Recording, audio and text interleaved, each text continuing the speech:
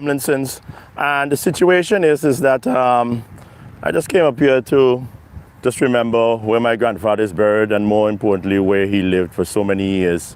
He lived out at Fry's Hill in from 71 to 76. After they won, the Labour Party won that election. He then went to Fort James for a year or so, and then he came up to Tomlinson's, give or take, 1978, until he passed away in 1999. But the seat of power in Antigua from 1978 to 1994, when he retired, was right here at Tomlinson's. So I'm just want to walk you through the estate. For those of you who remember it, or remember how active it used to be back in the days of Papa Bird, and just to remember that we in Antigua, we call it, just for those who don't know, we call them estates, but these were actually slave plantations back in the day. After, I suppose, emancipation in 1834, they began to change the name to estates, but they were slave plantations. This is a very important one, even if Papa Bird hadn't lived here. This is a very important estate. So I just want to share a little bit of what's going on here with you guys, and we take it from there. Yeah, well, when you walk up to the estate, you know, this is probably here for over 200 years, 200 years and change, with the main driveway up to the house. And when you look to the eastern side of the estate, you will see the busy tractor on Factory Road, the Sir Sidney Wallins Highway, as they call it now. But the old sugar factory is about 3 miles in the distance going east. So we're walking up here now. We're going to check out to see what's going on at the Tomlinson's estate. Ah, yeah, sugar mill on the right. And we're coming up to what is really, they said they're turning it into a heroes park, and the affluent or the well deserving, the national heroes are supposed to be buried up here. The first one that was buried up here was my grandfather in 1999. You understand? And then we just move forward to see Sir George Walter was later, several years, probably just within 10 years or so, he passed away. It's the first grave you see when you come up here. On your right hand side, Sir George Herbert Walter, 1928 to 2008. So yeah, Grandad died 1999 and he passed away in 2008. Second Premier of Antigua and Barbuda, national hero. And then we go up and we see the main enclosures. I don't know, they had them enclosures back in the day. I don't know what they really were. Probably when they had their tea parties back in the day, they would have them up here. But it's very interesting, the history of up here, in the sense of, this is my grandfather's tomb, the grass well one cut.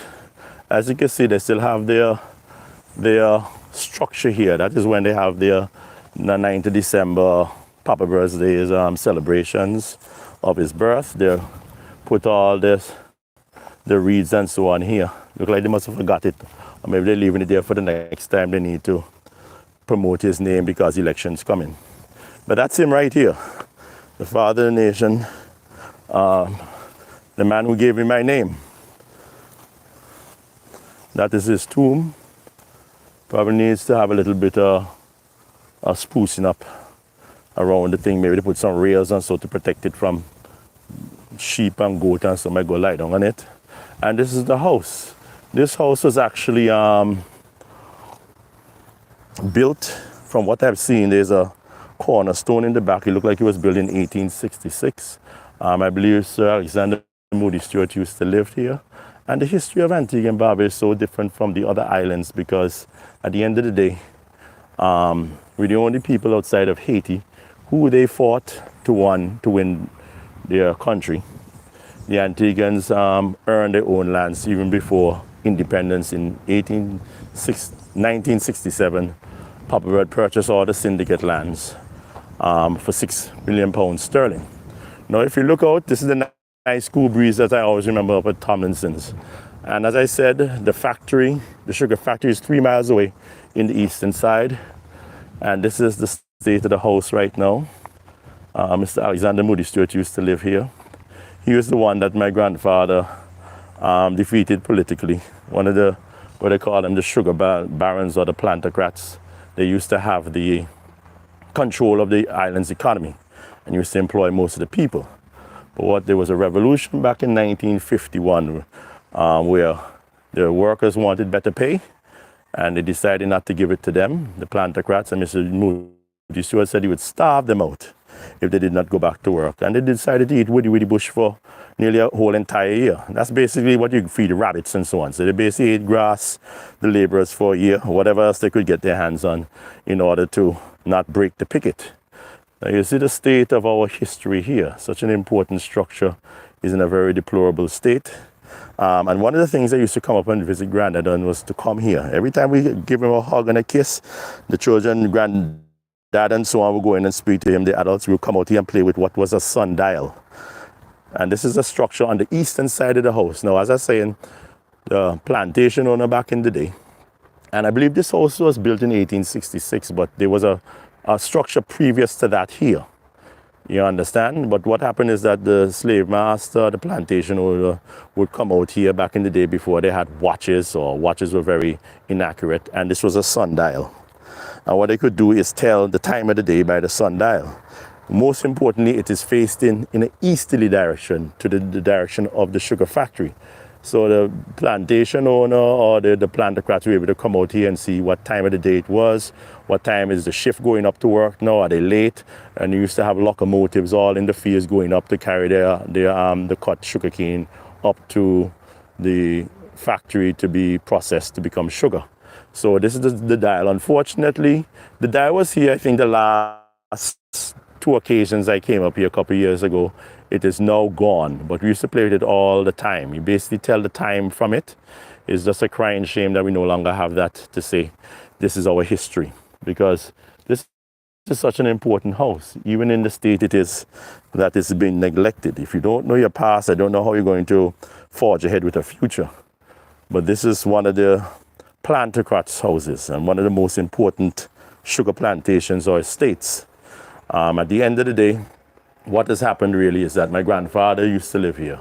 When we came off the boats as slaves from Africa, our ancestors, we were animals. We were no better than the beast of burden, a donkey, a horse, cattle, anything. And what has happened really is that we worked the plantations until emancipation in 1834 as slaves, and then we became laborers. And then at the end of the day, the laborers in 1967, purchased the plantations, 85% of the lands of Antigua and Barbuda. And what happens with that is that the former slaves, or the animals in the field, and who were laborers, eventually became the owner of these plantations. So when I was born at Hobbiton Hospital, I went to an estate called Friars Hill Estate, Friars Hill Plantation. And that as soon as I was born, I lived on an estate. And it was formerly owned by the plantocrats. We lived on their estates that we purchased. And then Granddad purchased that one there. And then I said in 1978, he came to this plantation. And what we see here, we're going to the back of the house now. And I didn't even realize it. I just became aware now that there is actually a marker. There's a marker at the back here, which you can see. And it says GH, December 24th, 1866. So this building was built after 32 odd years, if my math is right, after slavery. But as I said, there was a previous structure here. And it's just interesting to know that the last time I came up here and saw my grandfather spent some time with us, was 1993, when I went away in 1994 to read law in the United Kingdom. I'm at the back of the house now. Yeah, they have a lot of bush here, so don't come and bite me up and send me to hospital. I'm scared of Halberton. I'm scared of Celeste Hospital. This is the back of the house. Never really came back around here too often. I seem a little foreboding. Not very nice. Even worse so now. But yeah, when we come up here to visit Granddad, we're just really playing at the sundial, go inside. The maid and then would give us something to eat or some juice.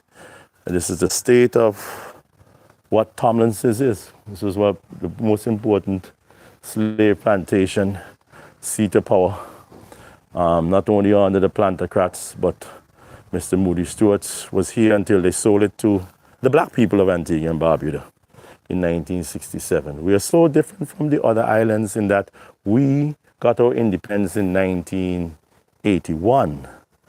But independence was not as important to me as when we purchased syndicate lands and got associated statehood on the 27th of February 1967.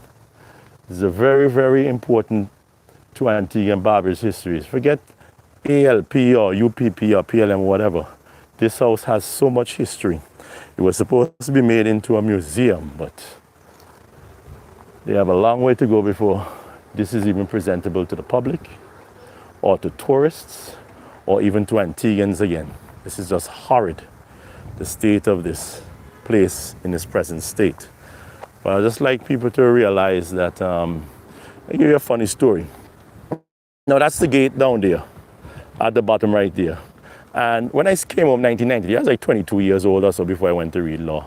And you know, you go out, you have a party, and so you're hanging out with the girls and them. You're coming home at night, 11 o'clock, 12 o'clock. They would usually have a guard booth at the bottom, like where the white fence is down there.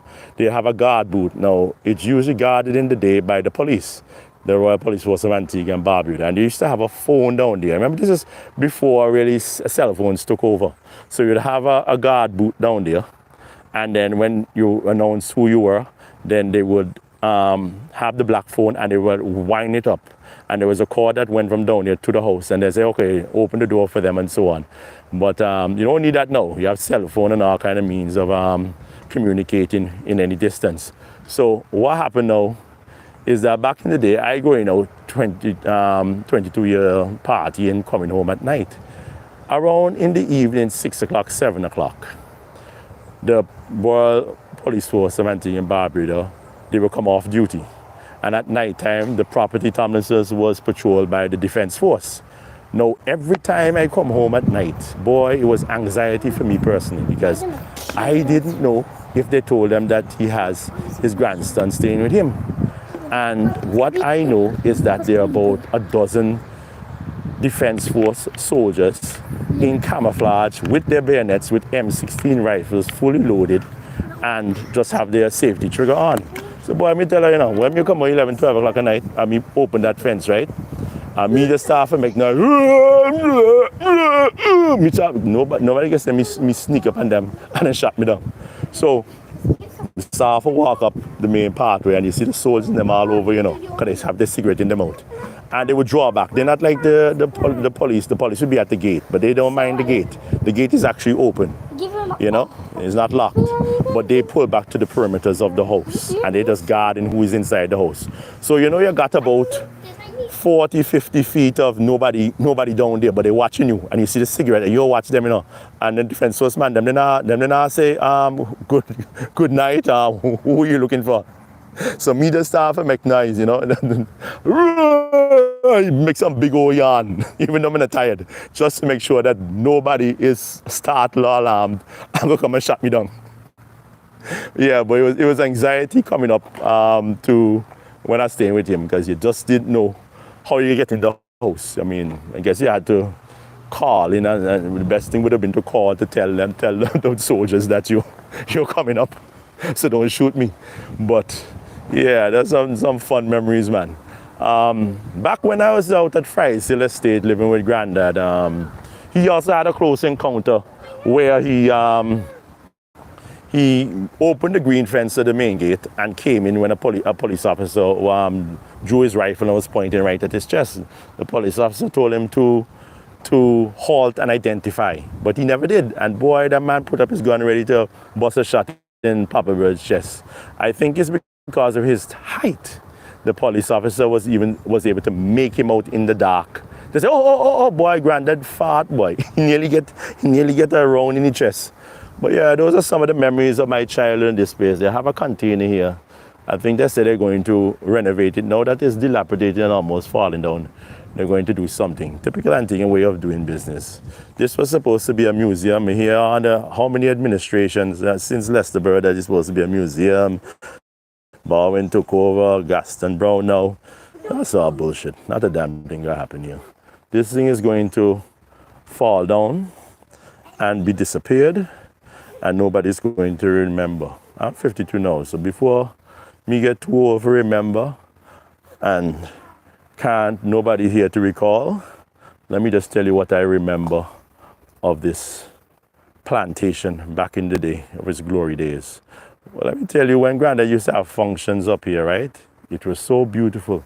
Because it was free, it was open to the public and so on, you know, even when he had dignitaries and so on. What I do remember, Major Garden used to have the defense force soldiers stand at the entrances to the house. And they would stand as sentries right there.